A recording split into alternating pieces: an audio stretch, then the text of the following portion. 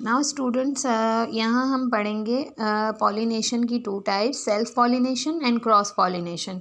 ठीक है, self pollination में क्या होता है कि जब इस एंथर से जब ये एंथर ब्रस्ट होता है तो पॉलन ग्रेन उसी सेम फ्लावर के स्टिग्मा पर आके स्टिक हो जाते हैं और नैन नीचे पॉलन ट्यूब के ज़रिए ये ओवरी तक पहुँचते हैं, पॉलन ट्यूब बनाते हैं और ओवरी तक पहुँचते हैं, यानी उसी फ्लावर के अंदर ये प्रोसेस हो रहा होता है।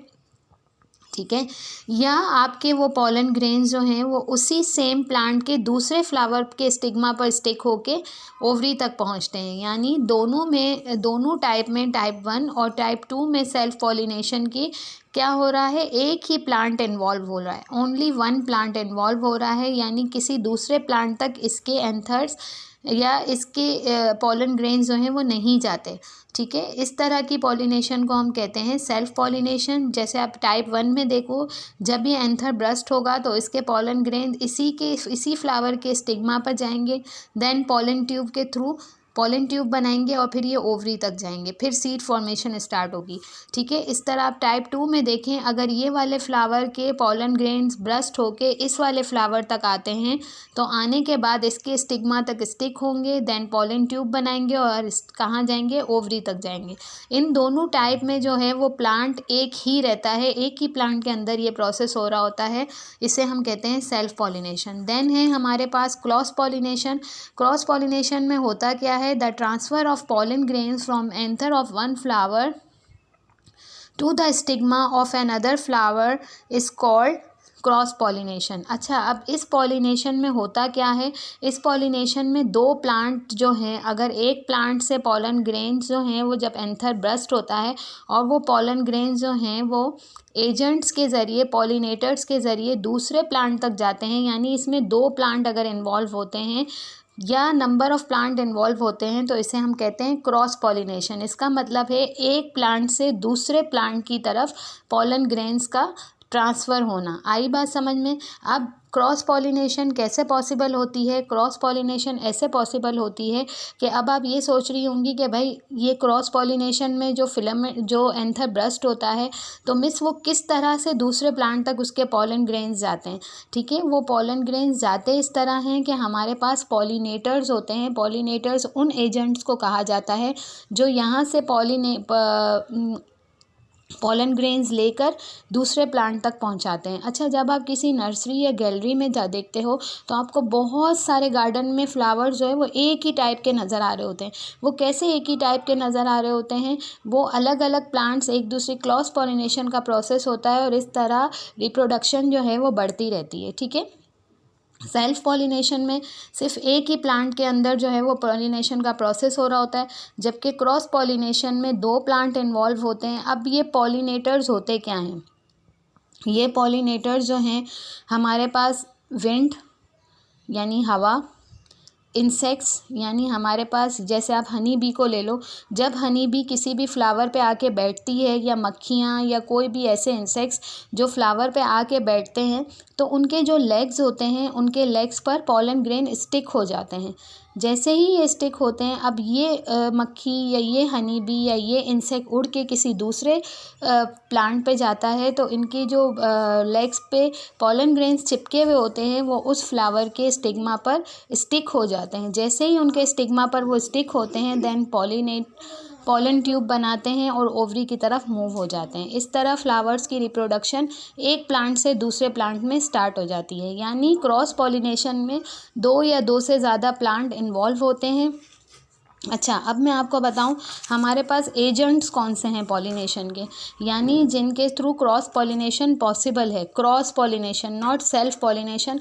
सेल्फ पॉलिनेशन तो विद इन अ प्लांट, एक ही प्लांट के अंदर होती है। ठीक है, लेकिन इसको एक्सप्लेन करने से पहले ये देखें, यहाँ पर क्रॉस और सेल्फ पॉलिनेशन का डिफरेंस लिखा हुआ है। हम एक बार इसको भी देख लेते हैं। Only one plant is involve. आपको मैंने अभी एक्सप्लेन किया कि सेल्फ पॉलिनेशन में सिर्फ एक ही प्लांट के अंदर जो है वो एंथर से जो है वो पॉलन ग्रेन्स निकल के स्टिग्मा तक जाते हैं। ठीक है, क्रॉस पॉलिनेशन में 2 और मोर देन 2 प्लांट्स, ये अभी मैंने आपको एक्सप्लेन किया, इन्वॉल्व 1 फ्लावर। ठीक है, इसमें एक ही फ्लावर इन्वॉल्व होता है। इन्वॉल्व 2 फ्लावर, इसमें 2 या 2 से ज़्यादा फ्लावर इन्वॉल्व होते हैं। Does not produce new variety of plant. Self pollination में होता क्या है वैरायटी नहीं होती, क्योंकि वो उसी प्लांट के अंदर प्रोड्यूस हो रहा होता है ना, इसलिए उसकी इतनी वैरायटी नहीं आती। जबकि क्रॉस पॉलिनेशन में आपको डिफरेंट वैरायटी ऑफ प्लांट या डिफरेंट वैरायटी ऑफ फ्लावर्स मिलते हैं। Does not require any agent, ठीक है। सेल्फ पॉलिनेशन ज़ाहिर है एक ही प्लांट में हो रही होती है, तो उसके लिए एजेंट्स नहीं होते, यानी उसको शिफ्ट करने के लिए कोई नहीं होता, वो उसी प्लांट के अंदर हो रही होती है। Requires agent to transfer pollen grains, यहाँ पे एजेंट्स होते हैं जो पॉलन ग्रेन्स को दूसरे प्लांट्स तक लेकर जाते हैं। ठीक है।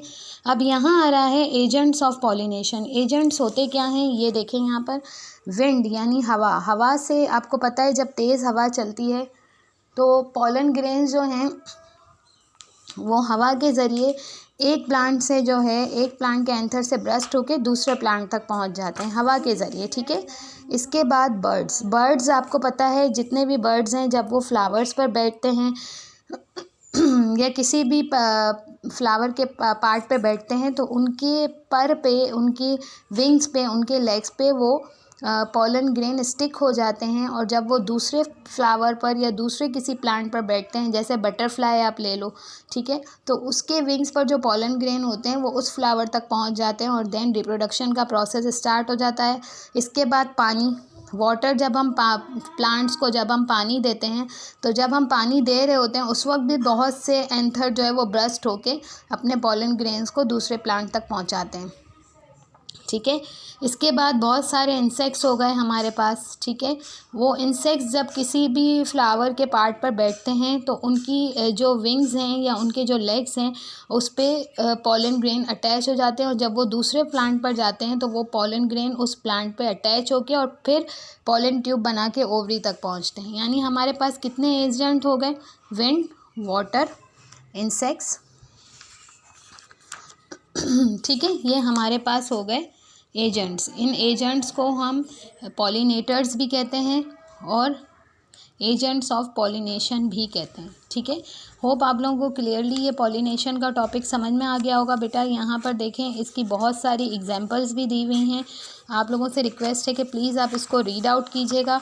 जब आप रीड आउट करेंगी तो आप लोगों को बहुत सी बातें जो मैंने एक्सप्लेन की हैं आप लोगों को भी बहुत क्लियरली समझ आ जाएंगी, ठीक है। न्यू वीडियो में मैं आपको फर्टिलाइजेशन का प्रोसेस एक्सप्लेन करूंगी। देखें यहाँ पर जो एसेक्सुअल रिप्रोडक्शन और सेक्सुअल रिप्रोडक्शन का जो प्रोसेस है ये मैं आपको पहले ही आगे एक्सप्लेन कर चुकी हूँ, ठीक है। यहाँ आपको इसका डिफरेंस भी नज़र आ रहा है। Usually 2 parents involve. Sexual reproduction में पहले ही मैंने आपको बताया था कि 2 पेरेंट्स जो हैं वो इन्वॉल्व होते हैं और इसमें एक पेरेंट इन्वॉल्व होता है। सेक्स सेल्स आर इन्वॉल्व, यानी यहाँ पर मेल और फीमेल गैमेट्स फ्यूज़ होते हैं और एसेक्सुअल रिप्रोडक्शन में कोई फ्यूजन नहीं होती। सेक्सुअल रिप्रोडक्शन में जो न्यू प्लांट बनता है वो आइडेंटिकल होता है अपने पेरेंट प्लांट से, यानी जो पेरेंट प्लांट के सीड होते हैं वो बिल्कुल उससे मिलता जुलता होता है, जबकि एसेक्सुअल रिप्रोडक्शन में वो आइडेंटिकल नहीं होता, ठीक है। Does not produce large number of of spring, ठीक है। सेक्सुअल रिप्रोडक्शन में बहुत ज़्यादा ऑफ स्प्रिंग प्रोड्यूस नहीं होते, जबकि एसेक्सुअल रिप्रोडक्शन में रैपिड प्रोडक्शन होती है ऑफ स्प्रिंग्स की, ठीक है। अब फर्टिलाइजेशन का प्रोसेस हम पढ़ेंगे कि फर्टिलाइजेशन होता क्या है। फर्टिलाइजेशन होता ये है, sexual reproduction not only involves transfer of male sex cell, female sex cell, but also involve fusion of these cells, ठीक है। जब ये मेल और फीमेल सेक्स सेल फ्यूज़ होते हैं तो क्या होता है, फ्यूज़ होने के बाद एक न्यू प्लांट बनता है। उस न्यू प्लांट के लिए सबसे पहले एग बनता है। जब वो एग बनता है, एग से वो पर्टिकुलर छोटी छोटी उसकी ब्रांचेस निकलती हैं और वो कंप्लीट एक प्लांट बन जाता है। इस प्रोसेस को हम कहते हैं फर्टिलाइजेशन। समझ में आ गई बात? नेक्स्ट वीडियो में हम आगे फर्टिलाइजेशन का प्रोसेस और मज़ीद डिटेल से पढ़ेंगे।